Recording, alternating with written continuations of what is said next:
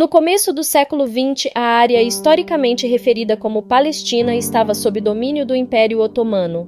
Após o desfecho da Primeira Guerra Mundial e o desmantelamento do Império Otomano, a Liga das Nações conferiu à Grã-Bretanha um mandato sobre a região da Palestina. Em 1920 surge na Alemanha o nacional-socialismo, um movimento político radical que possuía em suas raízes ideológicas um profundo antissemitismo. Esse mesmo partido alcançou o poder na Alemanha em 1933, tendo início no país uma terrível perseguição contra os judeus, que logo se espalhou pela Europa durante a Segunda Guerra Mundial. Após o terrível flagelo da Segunda Guerra Mundial, o mundo estava em escombros. A Europa, um continente marcado pela destruição, assistia à sombra do Holocausto e às histórias de sobreviventes que emergiam dos campos de concentração. Os horrores da perseguição nazista contra os judeus provocou comoção em muitas nações. Havia o entendimento entre muitos países que os judeus teriam que ter uma nação, entre esses países estava o Brasil.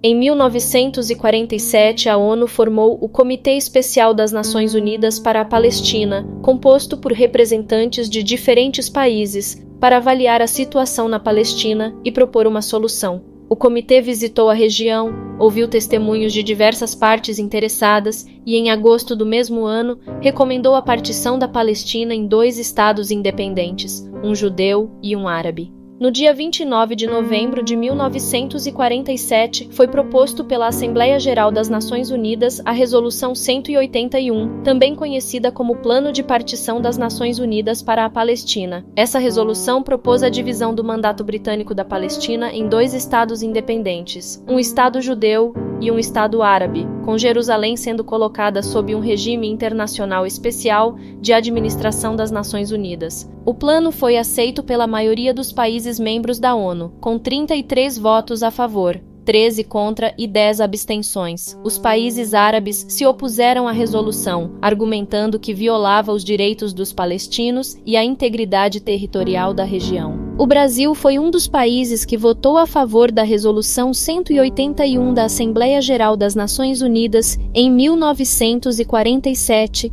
Essa resolução foi crucial para o estabelecimento do Estado de Israel.